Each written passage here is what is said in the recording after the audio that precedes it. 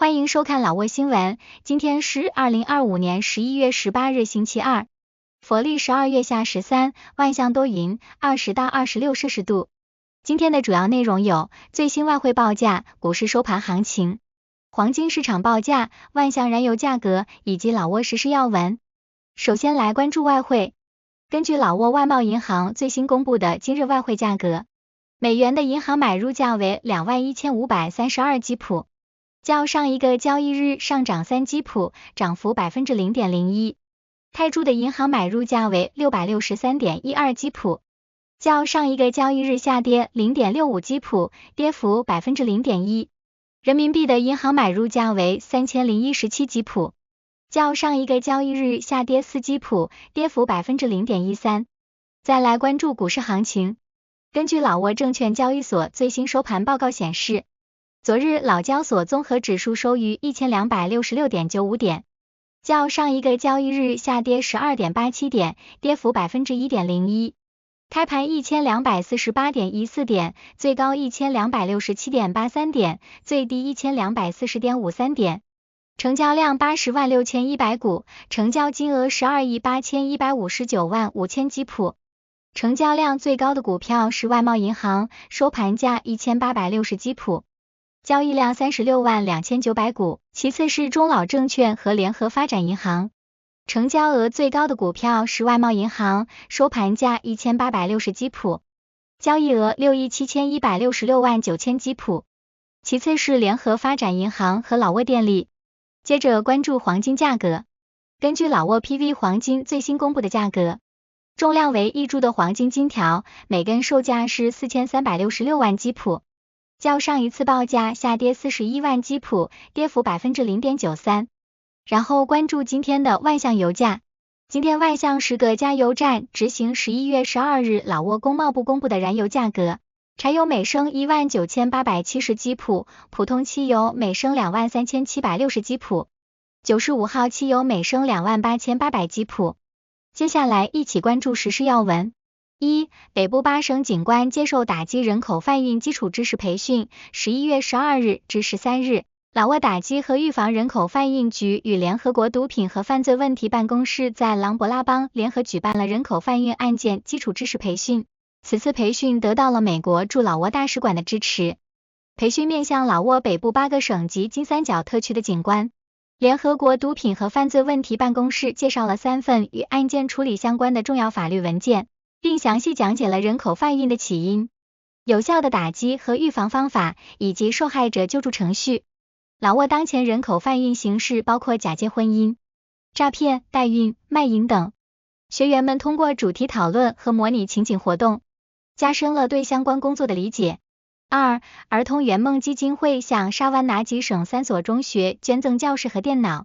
11月12日至13日，老挝儿童圆梦基金会向沙湾拿吉省阿萨彭县的3完全中学移交了新建的教室楼和电脑设备，3所学校共移交了3栋教学楼，每栋包含1间教室和1间储藏室，配备全套家具以及总计81套台式电脑。项目总价值超过36亿老挝基普，主要由儿童圆梦基金会资助，并有民众参与捐助。当地官员表示，该项目对改善基层教育条件、提升教学效率具有重要意义。韩国援建万象省普赛中学混凝土道路项目移交。万象省蒙彭洪县普赛中学举行了由韩国光一扶轮社援建的学校入口混凝土道路项目的移交仪式。本次移交的混凝土道路项目分为2期实施，2024年完成第1期100米，2025年完成第2期100米，并安装了滑动式铁门。2期总造价为 5.13 亿老挝基普。出席仪式的包括学校校长、家长协会代表、光一扶轮社社长及团队。校长向扶轮社颁发了荣誉证书和纪念品，感谢其11年来的持续援助。建国阵线主席视察甘盟省。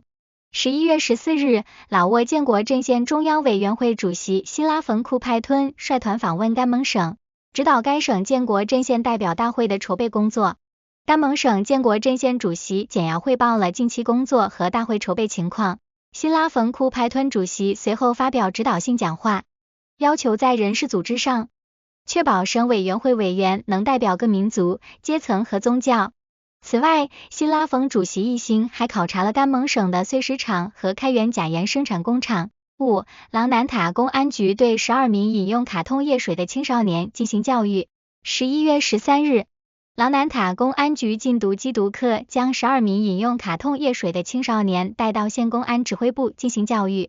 县公安局副局长、专业警员及青少年监护人参加了此次教育会议。公安局刑事案件调查科副科长坎扬阿达萨向这些青少年宣读了法律中关于毒品植物相关条款，旨在使其认识到卡通液水及各类毒品的危害，并了解法律法规。随后，警方制作了教育记录，并将其交由监护人继续教育。6. 万象市西扩达邦县发生入室盗窃案。11月16日晚5点至8点，万象市西扩达邦县永坎村一户民宅发生入室盗窃案。据受害人反映，窃贼趁家中无人时撬门而入，盗走了大量贵重物品。被盗物品包括5个银碗、3台笔记本、2台平板、1部手机以及总价值600万吉普的手机充值卡，还有若干手表和珠宝首饰。受害人已向当地警方报案。7. 老挝青年在泰国廊开边境因涉嫌洗钱而被捕。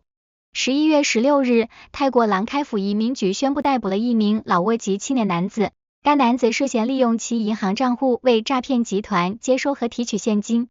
11月14日，一名受害者报案称被中奖骗局诈骗，警方追踪发现受害人转账的银行账户在当日转出18万泰铢至一个用老挝护照注册的同行账户，随后该笔资金在乌东塔尼府被全额提现。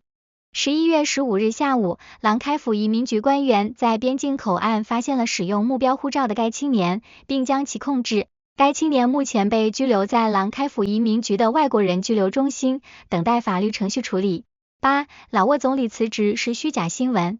针对近期网络上流传的老挝总理辞职的谣言，官方特此辟谣，这是一个由心怀不轨的群体制造的虚假新闻，意图在老挝社会制造混乱。